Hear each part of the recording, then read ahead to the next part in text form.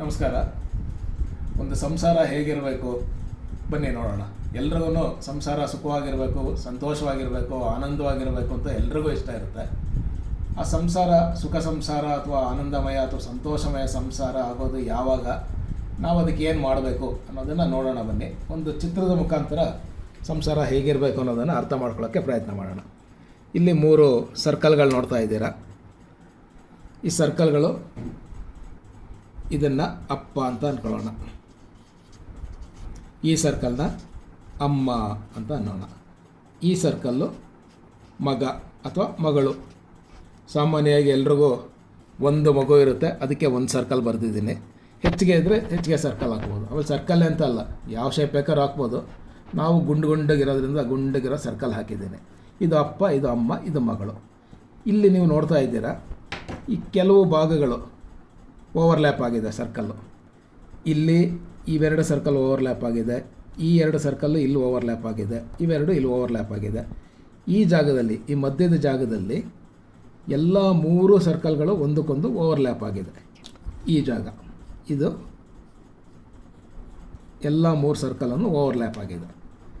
ಅದು ಏನರ್ಥ ನೋಡೋಣ. ಈಗ ಅಪ್ಪ ಅಮ್ಮ ಇದು ಓವರ್ಲ್ಯಾಪ್ ಆಗಿರೋದು. ಇದು ಅಪ್ಪ ಅಮ್ಮನ ಸ್ಪೇಸ್ ಅಂತ ಅನ್ನೋಣ, ಜಾಗ. ಅಂದರೆ ಅಪ್ಪ ಅಮ್ಮನಿಗೆ ಅವ್ರದ್ದೇ ಆದ ಒಂದು ಸ್ಪೇಸ್ ಇರುತ್ತೆ, ಪರ್ಸ್ನಲ್ ಸ್ಪೇಸ್ ಆಫ್ ಅಪ್ಪ ಆ್ಯಂಡ್ ಅಮ್ಮ. ಇಲ್ಲಿ ನೀವು ನೋಡ್ತಾ ಇದ್ದೀರಾ, ಈ ಮಗ ಅಥವಾ ಮಗಳು ಅನ್ನೋ ಸರ್ಕಲ್ಲು ಇಲ್ಲಿಗೆ ಬಂದಿಲ್ಲ.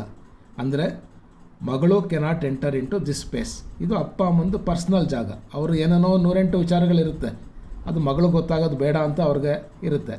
ಕೆಲವು ವಿಚಾರಗಳು ಗೊತ್ತೂ ಆಗಬಾರ್ದು ಮಗಳಿಗೆ. ಇದು ಅವರಿಬ್ಬರ ಸ್ವಂತದ ಅಥವಾ ವೈಯಕ್ತಿಕವಾದ ವಿಚಾರಗಳನ್ನು ಅವರು ಈ ಸ್ಪೇಸ್ನಲ್ಲಿ ಮಾತಾಡ್ಕೊಳ್ತಾರೆ.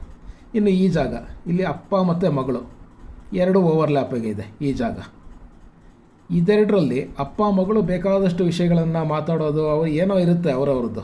ಇಲ್ಲಿ ಅಮ್ಮ ಕೇಳಬಾರ್ದು, ಏನೋ ಅಪ್ಪ ಮಗಳು ಕೂತು ಮಾತಾಡ್ತಾ ಇದ್ದೀರಾ. ಅಮ್ಮ ಹ್ಯಾಸ್ ನೋ ರೈಟ್, ಬಿಕಾಸ್ ಅಮ್ಮ ಇಲ್ಲಿಗೆ ಎಂಡ್ ಆಯಿತು ಅಮ್ಮನ ಸ್ಪೇಸು. ಇಲ್ಲಿಂದ ಆಚೆ ಬರೋ ಹಾಗಿಲ್ಲ ಅಮ್ಮ. ಇದು ಅಪ್ಪ ಮಗಳದ್ದು ಪರ್ಸ್ನಲ್ ಸ್ಪೇಸು. ಅದೇ ರೀತಿ ಅಮ್ಮ ಮಗಳಿಗೆ ನಿಮಗೆ ಗೊತ್ತು, ಎಷ್ಟೋ ವಿಚಾರಗಳಿರುತ್ತೆ, ಅದು ಅವರಿಬ್ಬರ ಮಧ್ಯೆ ಮಾತ್ರ. ಅದನ್ನು ಅಪ್ಪನಿಗೆ ಹೇಳೋದಕ್ಕೆ ಮಗಳಿಗೆ ಇಷ್ಟ ಇರಲ್ಲ, ಅಥವಾ ಅಮ್ಮನಿಗೆ ತನ್ನ ಗಂಡನಿಗೆ ಹೇಳೋದಕ್ಕೆ ಇಷ್ಟ ಇರಲ್ಲ. ಅಂಥ ವಿಚಾರಗಳನ್ನ ಈ ಸ್ಪೇಸಲ್ಲಿ ಅವರು ಶೇರ್ ಮಾಡ್ಕೊಳ್ತಾರೆ, ಒಬ್ರಿಗೊಬ್ರು ಹಂಚ್ಕೊಳ್ತಾರೆ.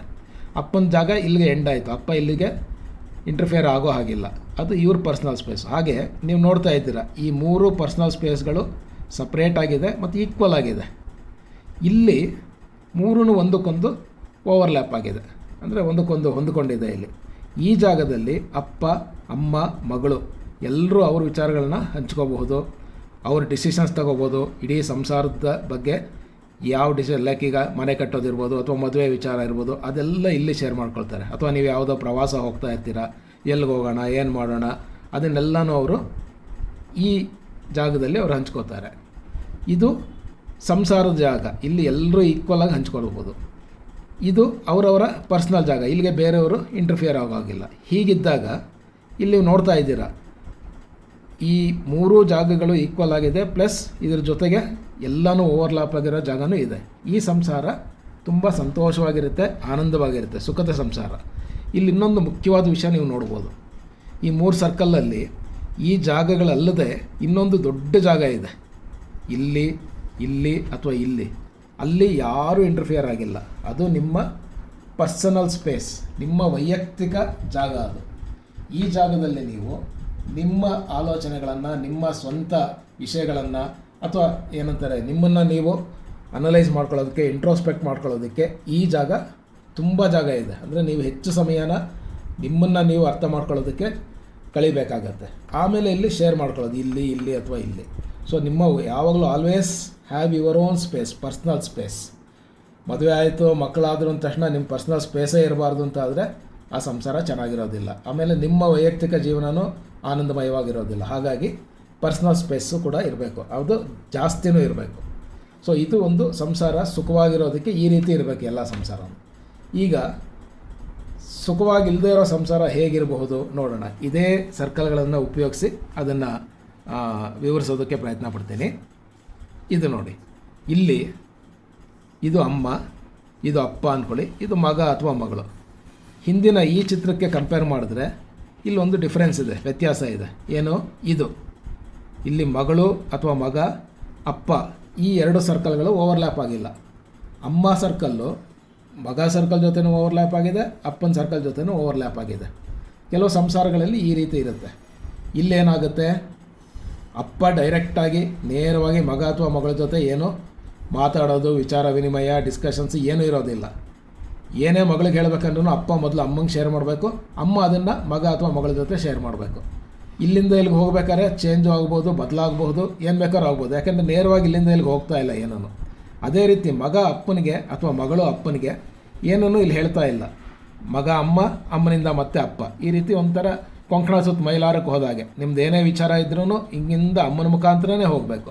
ಅಥವಾ ಅವ್ರ ವಿಚಾರ ಇದ್ರೂ ನಿಮಗೆ ಈ ಥರ ಬರಬೇಕು. ಇದು ಯಾವ್ದು ಬೇಕಾದ್ರೂ ಆಗ್ಬೋದು, ಇದು ಅಮ್ಮ ಇರ್ಬೋದು, ಇದು ಅಪ್ಪ ಇರ್ಬೋದು, ಇದು ಬರೀ ಉದಾಹರಣೆ ಅಷ್ಟೇ.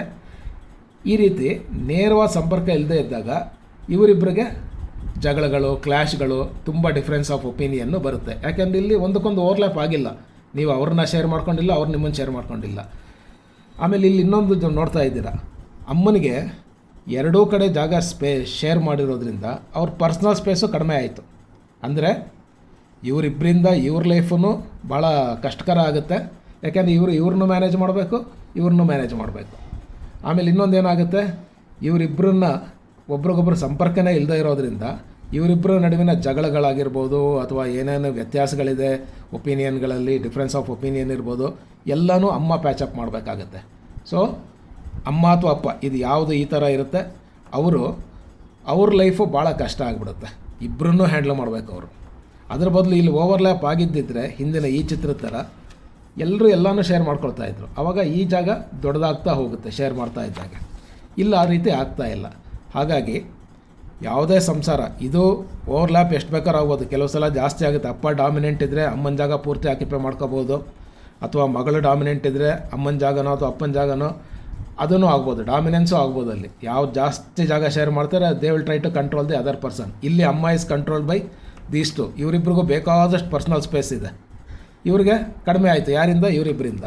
ಹಾಗಾಗಿ ಇವ್ರ ಲೈಫು ಹಾಳಾಯಿತು, ಇಡೀ ಸಂಸಾರ. ಯಾಕೆಂದ್ರೆ ಸಂಸಾರ ಅಂದರೆ ಇದು ಪೂರ್ತಿ ಸೇರಿ ಸಂಸಾರ, ಅದೂ ಚೆನ್ನಾಗಿರೋದಿಲ್ಲ. ಆವಾಗವಾಗ ಇಲ್ಲಿ ಜಗಳ ಆಗ್ತಾ ಇರುತ್ತೆ.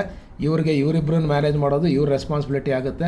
ಸೊ ಇಡೀ ಸಂಸಾರ ಒಂಥರ ಸ್ಟ್ರೆಸ್ಫುಲ್ಲಾಗಿರುತ್ತೆ. ತುಂಬ ಒಬ್ರಿಗೊಬ್ರಿಗೆ ಮನಸ್ಸು ಸಮಾಧಾನ ಇರೋದಿಲ್ಲ. ಯಾವಾಗಲೂ ಏನೋ ಒಂದು ಒತ್ತಡ ಎಲ್ಲರ ಮನಸ್ಸಿನಲ್ಲೂ ಇರುತ್ತೆ. ಹಾಗಾಗಿ ನೀವು ಸುಖ ಸಂಸಾರ ಬೇಕು ಅಂದರೆ ಈ ರೀತಿ ಇರಿ. ಇದು ಸುಖ ಸಂಸಾರದ ಗುಟ್ಟು. ನಮಸ್ಕಾರ.